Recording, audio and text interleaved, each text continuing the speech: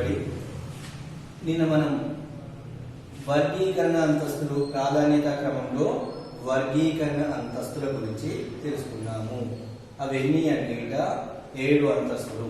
ఎన్ని అంతస్తులు? 7 అంతస్తులు. అవి ఏంటి అంటే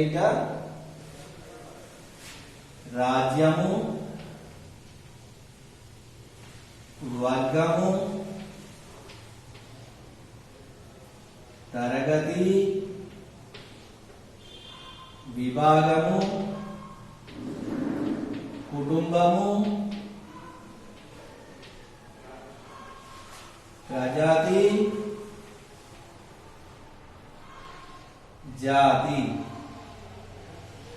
ఓకే, వర్గీకరణ లోపల ఎన్ని అంతస్తులు ఉన్నాయంటే 7 అంతస్తులు ఉన్నాయి. అవి ఏంటంటే రాజ్యము, వర్గము, తరగతి, విభాగము, కుటుంబము, ప్రజాతి మరియు జాతి. ఓకే, అంతేకాకుండా అక్కడ ఉపజాతి అని కూడా ఉంటుంది. దానికంటే ముందు తెలుసుకుందాం ఇవి. అదే విధంగా ఇక్కడ ఏంటంటే ట్యాగ్జా అంటే ఏంటిది అంటే సింగిల్ గా ఉండదాన్ని ఏమంటామంటే ట్యాగ్జా అంటాం. ఇక్కడ ఏంటిది? ట్యాగ్జా రాజ్యము, ట్యాగ్జా వర్గము, ట్యాగ్జా తరగతి, ట్యాగ్జా విభాగము, కుటుంబము, ఈ విధంగా అనుకోవచ్చు. ఇక్కడ ఏంటిదంటే ఇవన్నిటి రాజ్యము, తరగతి, విభాగము, కుటుంబము, ప్రజాతి, జాతి అనే ట్యాగ్జాలను ఎవరు కనుగొన్నారు అంటే కరోలస్ లిన్నియస్.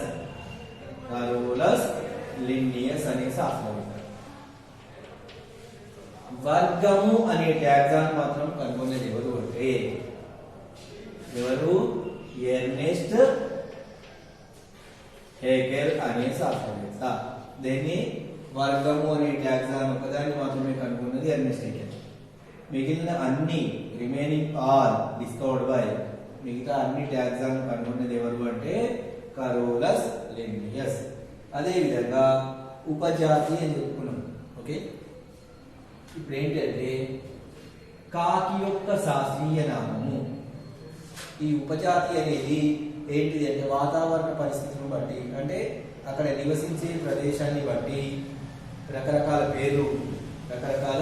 పేర్లు ఉన్నాయి.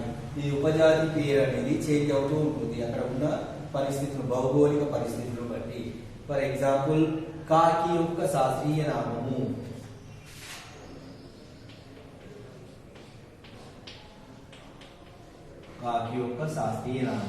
ఏంటంటే కార్వస్ స్ప్లెండెన్స్.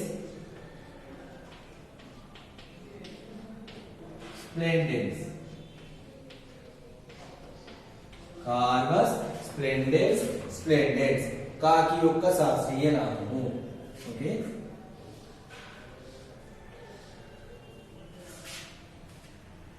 కార్వస్ అనేది ఏంటి అంటే ప్రజాతి పేరు. స్ప్లెండెన్స్ అనేది ఏంటి అంటే జాతి పేరు. ఇంకో స్ప్లెండెన్స్ అంటే ఏంటి అంటే ఉపజాతి పేరు. కాకి యొక్క శాస్త్రీయ నామం కార్వస్ స్ప్లెండెన్స్. కార్వస్ అనేది ప్రజాతిని సూచిస్తే స్ప్లెండెన్స్ అనేది జాతిని సూచిస్తుంది. ఇంకో స్ప్లెండెన్స్ అనేది ఉపజాతిని సూచిస్తుంది. ఈ శాస్త్రీయ నామం ఏ దేశాల లోపల ఉంటుంది అంటే ఈ కాకి శాస్త్రీయ నామం కార్వస్ స్ప్లెండెన్స్ అనే శాస్త్రీయ నామం ఎక్కడ అంటే ఇండియా మరియు పాకిస్తాన్ లోపల ఉండే కాకి యొక్క శాస్త్రీయ నామం కార్వస్ స్ప్లెండెన్స్. అదే విధంగా కార్వస్ స్ప్లెండెన్స్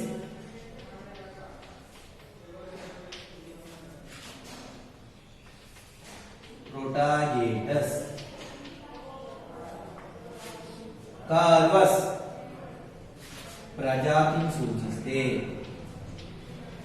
స్ప్లెండెన్స్ జాతిని సూచిస్తుంది. ప్రొటాగేటస్ ఉపజాతిని సూచిస్తుంది. ఇది కూడా కాకి యొక్క శాస్త్రీయ నామమే. ఇక్కడ ఏ దేశం లోపల అంటే శ్రీలంక లోపల.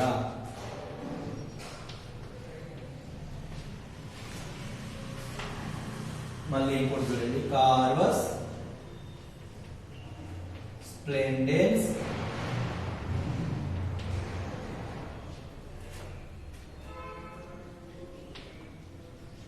ఇన్సోలెన్స్. కార్వస్ స్ప్లెండెన్స్ ఇన్సోలెన్స్ ఇది కూడా కాకి యొక్క శాస్త్రీయ నామమే. కార్వస్ అనేది ప్రజాతిని సూచిస్తే, స్ప్లెండెన్స్ అనేది జాతిని సూచిస్తుంది, ఇన్సోలెన్స్ అనేది ఉపజాతిని సూచిస్తుంది. ఇది కూడా కాకి యొక్క శాస్త్రీయ నామమే. ఏ దేశం లోపల అంటే మయన్మార్ దేశం లోపల. మయన్మార్ దేశం లోపల.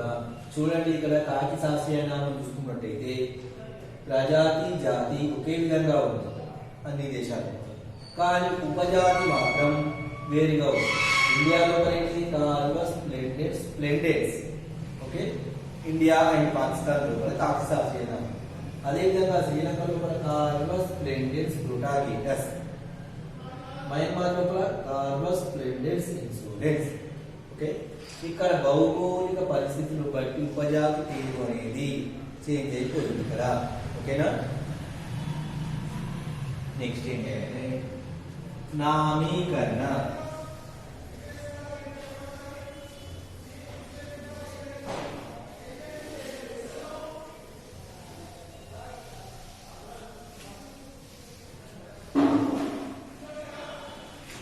నెక్స్ట్ ఏంటంటే నామీకరణ.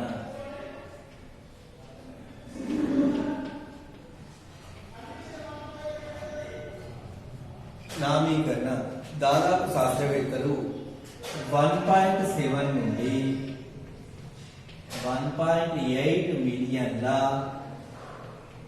జీవులకు పేరు పెట్టడం జరిగింది. దాదాపు ప్రతి జీవికి అక్కడ వాతావరణ పరిస్థితులను బట్టి లోకల్ నేమ్స్ అనేవి ఉంటున్నాయి. ఓకే, అక్కడ మాట్లాడే భాషను బట్టి కావచ్చు, ఉండే పరిస్థితిని బట్టి కావచ్చు, అక్కడ ప్రతి జీవికి ఏంటిది లోకల్ పేర్లు అనేవి ఉంటున్నాయి, అక్కడ ప్రాంతీయ పేర్లు అనేవి ఉంటున్నాయి. కానీ యూనివర్సల్ నేమ్స్ అనేది విశ్వవ్యాప్తంగా ఒకే ఒక పేరు ఉంటుంది. దాన్ని ఏమంటున్నాం? శాస్త్రీయ నామము అంటున్నాం. దాన్ని ఏమంటున్నాం? శాస్త్రీయ నామము అంటున్నాం. అదేవిధంగా ఇందులో ఏంటిదంటే ICZN అనే ఆర్గనైజేషన్, ICZ అనే ఆర్గనైజేషన్ ఏంటిది? ICZN ఫుల్ ఫామ్ ఏంటిదంటే international code of zoological nomenclature.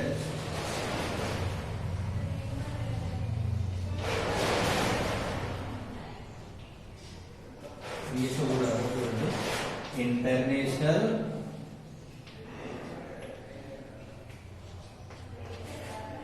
Code of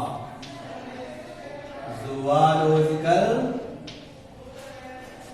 nomenclature. ఈ ఆర్గనైజేషన్ ఏం చేస్తుందంటే ప్రతి జీవికి శాస్త్రీయంగా పేరు పెడుతూ ఉంటుంది. ఓకే, ఏది ఏ ఆర్గనైజేషన్? ICZN. ఇది చాలా చాలా చాలా ఇంపార్టెంట్ 2 మార్క్స్, చాలా సార్లు క్వశ్చన్. ఓకే, ఏంటి ICZN full form? International code of zoological nomenclature. International code of zoological nomenclature. It is the scientific name of the organization. Full form. Next one is the వినామీకరణ.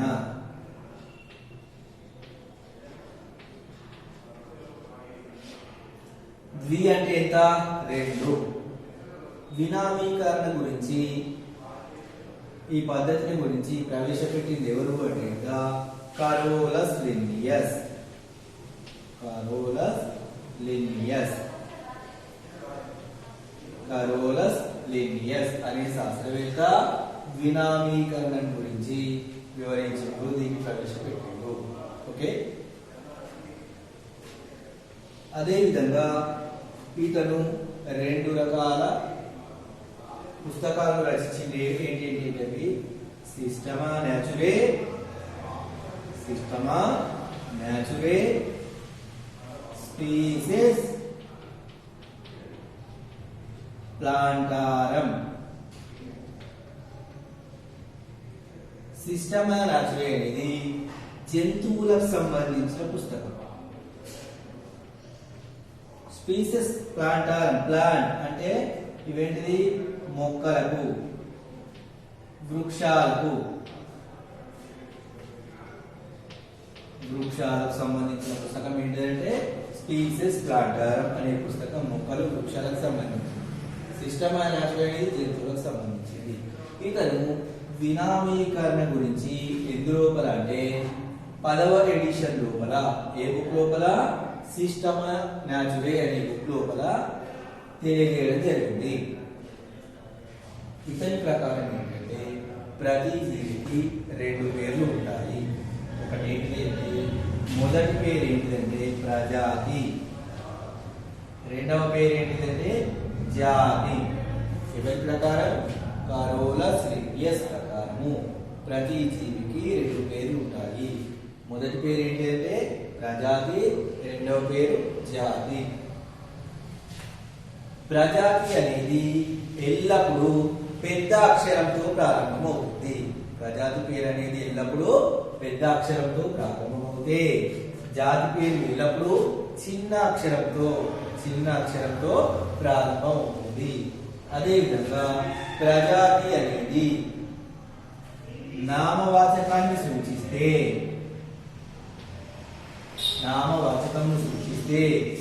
జాతి అనేది విశేషణాన్ని సూచిస్తుంది.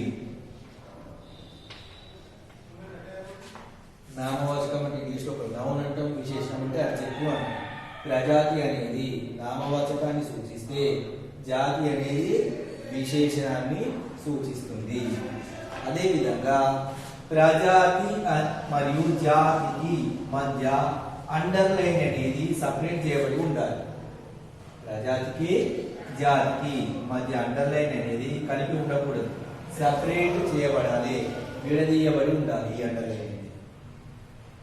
అదేవిధంగా ప్రజాతి మరియు జాతి పేర్లు ఏ లాంగ్వేజ్ లో ఉంటాయి అంటే, ఏ భాష లోపల ఉంటాయంటే లాటిన్ భాష లోపల ఉంటాయి.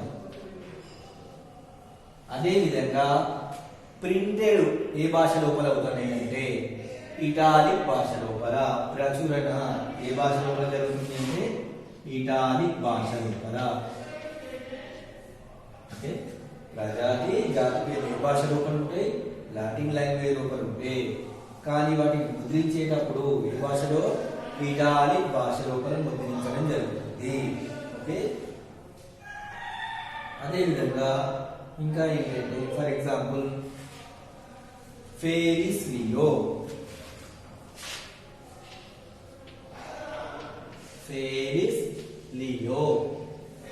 ఇదేంటి అంటే సైంటిఫిక్ నేమ్. ఏంటి? పిల్లి యొక్క శాస్త్రీయ నామం. పిల్లి శాస్త్రీయ నామం ఏంటిదంటే ఫెలిస్ లియో. ఫెలిస్ అనేది ప్రజాతి పేరు, లియో అనేది జాతి పేరు. ఫెలిస్ అనేది ప్రజాతి పేరు, లియో అనేది జాతి పేరు. ఓకే, ఒకప్పుడు ఫెలిస్ లియో అనేది సింహం యొక్క శాస్త్రీయ నామం. ఇప్పుడు దేనికి మార్చబడ్డది? పిల్లి యొక్క శాస్త్రీయ నామం మార్చబడ్డది. ఇప్పుడు లయన్ యొక్క, సింహం యొక్క శాస్త్రీయ నామం ఏంటంటే పాంథెరా లియో. పాంథెరా అనేది ప్రజాతిని సూచిస్తే, లియో అనేది జాతిని సూచిస్తుంది. పాంథెరా అనేది ప్రజాతిని సూచిస్తే, లియో అనేది జాతిని సూచిస్తూ ఉంటుంది. ఓకే, ఒకప్పుడు సింహం యొక్క శాస్త్రీయ నామం ఫెలిస్ లియో, కానీ ఇప్పుడు ఇది పిల్లి యొక్క శాస్త్రీయ నామం ఫెలిస్ లియో అనేది. సింహం యొక్క శాస్త్రీయ నామం పాంథెరా లియో. ఓకే, నెక్స్ట్ వచ్చేది ఏంటంటే త్రినామీకరణ.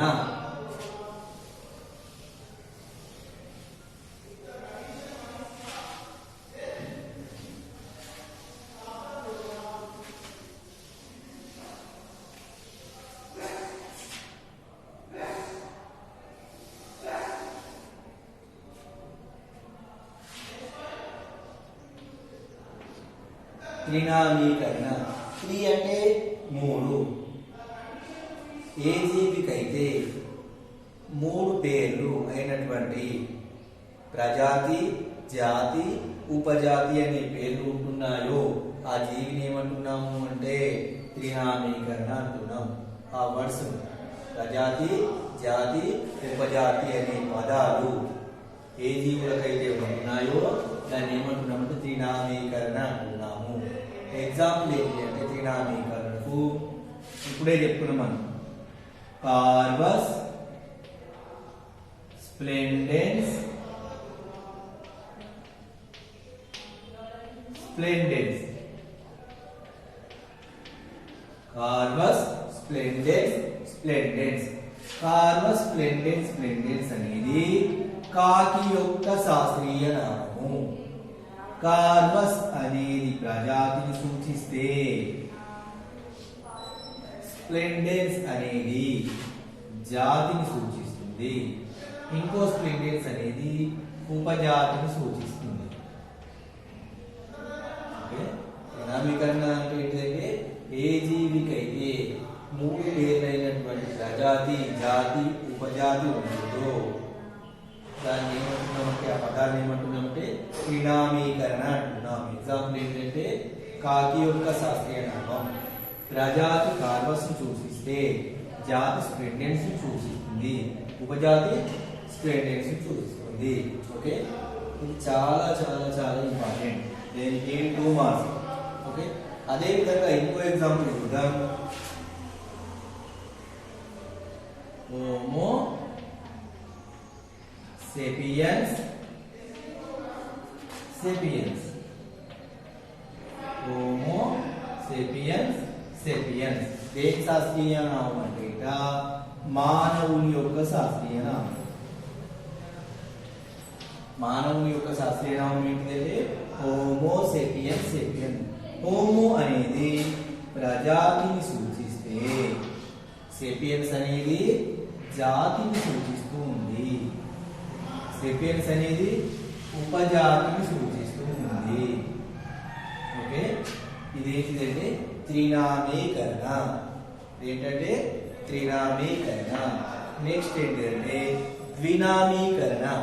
నెక్స్ట్ ఏంటిది ద్వినామీకరణ. చాలా చాలా చాలా ఇంపార్టెంట్. నెక్స్ట్ ఏంటంటే టాటోనిమీ. ద్వినామీకరణ ఆల్రెడీ కంప్లీటెడ్. టాటోనిమీ.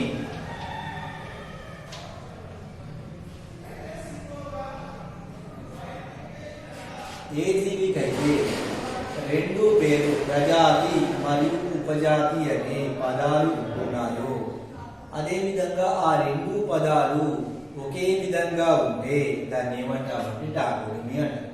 ఏ జీవికైతే 2 పదాలు అయినటువంటి ప్రజాతి, జాతి ఉండి ఆ 2 పదాలు ఒకే విధంగా ఉంటే, ఆ 2 పదాలు ఒకే విధంగా ఉంటే దాన్ని ఏమంటున్నామంటే టాటోనిమీ అంటున్నాము.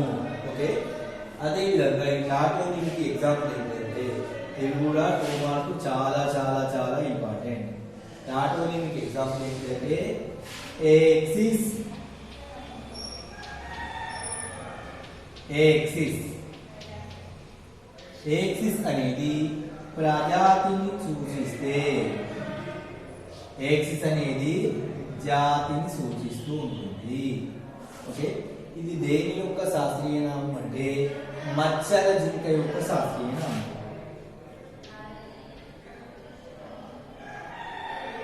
మచ్చల జింక యొక్క శాస్త్రీయ నామం ఏంటంటే ఎక్సిస్, ఎక్సిస్. ఎక్సిస్ అనేది ప్రజాతిని సూచిస్తే, ఎక్సిస్ అనేది జాతిని సూచిస్తూ ఉంటుంది.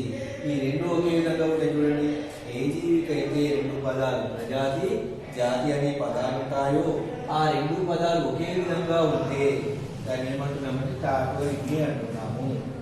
ఎగ్జాంపుల్ ఎక్సిస్, ఎక్సిస్. మచ్చల జింక శాస్త్రీయ నామం. నెక్స్ట్ నాజా, నాజా. నాజా అనేది ప్రజాతిని సూచిస్తే, నాజా అనేది జాతిని సూచిస్తుంది. ఓకే, ఇది దేని యొక్క శాస్త్రీయ నామం అంటే ఇండియన్ కోబ్రా, నాగుపాము యొక్క శాస్త్రీయ నామం ఏంటి అంటే నాజా నాజా. నాగ్పామ్ శాస్త్రీయ నామం ఏంటి? నాజా నాజా. చూడండి ఇక్కడ మనం ఆల్రెడీ చెప్పుకున్నాం ద్వినామీకరణ లోపల రెండు పేర్లు ఉండాలి. అవి ఎన్ని లోపల అంటే ఇంకా ఫస్ట్ అనేది క్యాపిటల్ లెటర్, ప్రజాతి అనేది పెద్ద అక్షరంతో ఉంటుంది, జాతి అనేది చిన్న అక్షరంతో ఉంటుంది. రెండు సెపరేట్ అండర్లైన్స్ అనేవి ఉంటుంది.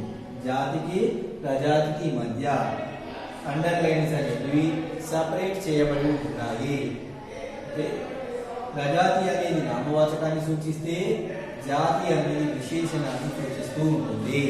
ఓకే, ప్రజాతి నామవాచకాన్ని సూచిస్తే జాతి దేన్ని సూచిస్తూ ఉంటుంది?